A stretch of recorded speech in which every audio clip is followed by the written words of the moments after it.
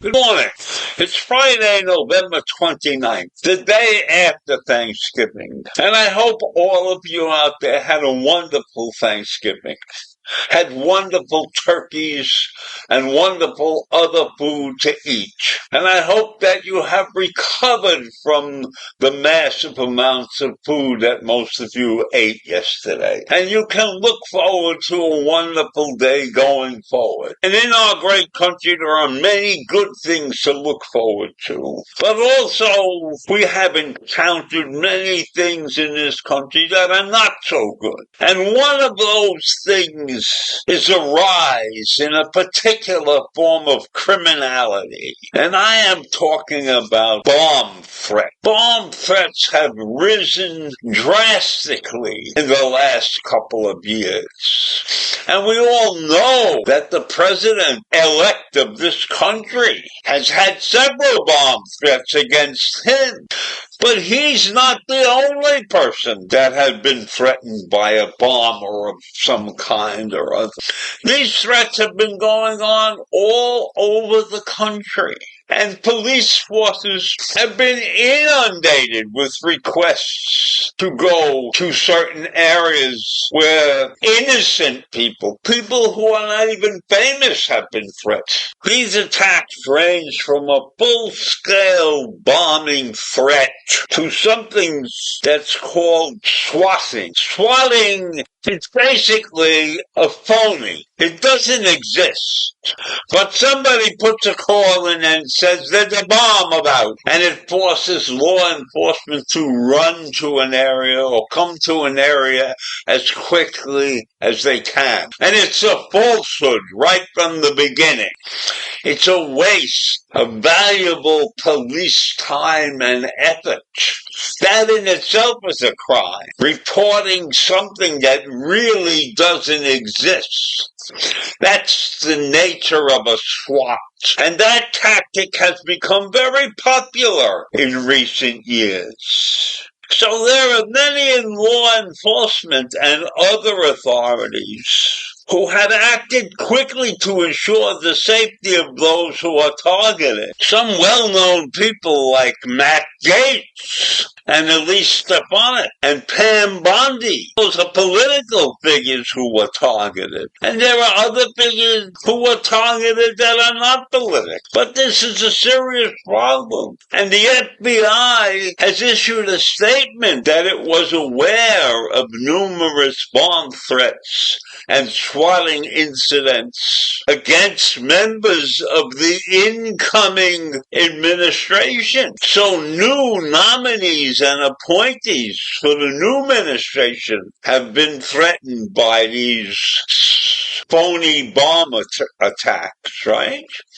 And Joe Biden knows about this. Joe Biden was warned about this, that it was going on. But he hasn't said anything. Biden is just keeping his eyes open, so to speak. And I don't know what we can do about a situation like this. Because anybody can call up and say there's a bomb threat. And the police have to take that seriously. They can't afford to not go and investigate it. So this might be another thing that's going on that's on top of this idiotic event that keeps keeps occurring in this great country of ours. There are many public figures across the entire political spectrum that have been targeted in recent years by hoax, bomb threats, and false reports of shootings at their homes. So about a year ago, the FBI responded to an uptick in such incidents at the homes of public officials in state capitals and courthouses around the country. But I don't know, these things didn't get big press out of it. There weren't major headlines that indicated that this particular activity, these bomb threats, were on the rise. And then the FBI or the police, and they rush to the house and they find that no explosives are there and no one was hurt. And it's a waste of valuable time for these organizations to be running to all of these so-called bomb sites. And last year, some high public officials, like the Georgia Lieutenant Governor Burt Jones and the Boston Mayor Michelle Wu and the Attorney General of Ohio Dave Yost, all of those people were somehow or other threatened or mentioned as possible bombing victims. So this is a serious problem. Nobody seems to be really getting hurt, but it's putting a crimp in the daily lives of law enforcement.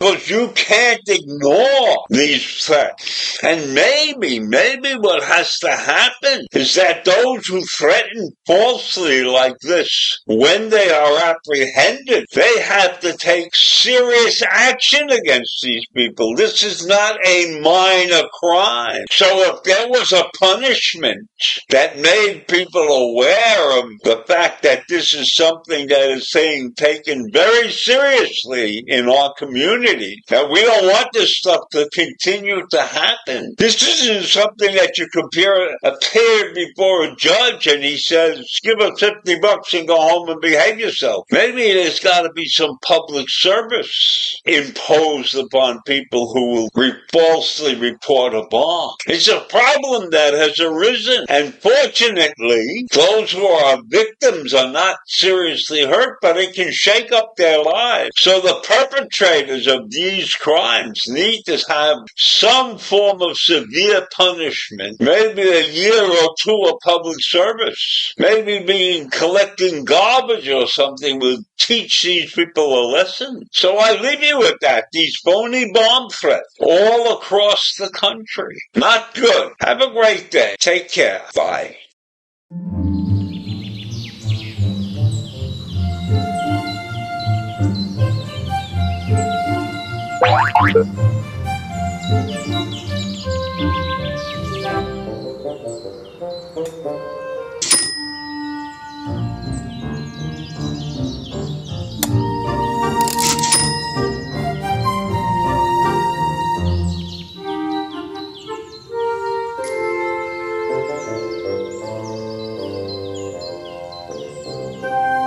Thank you.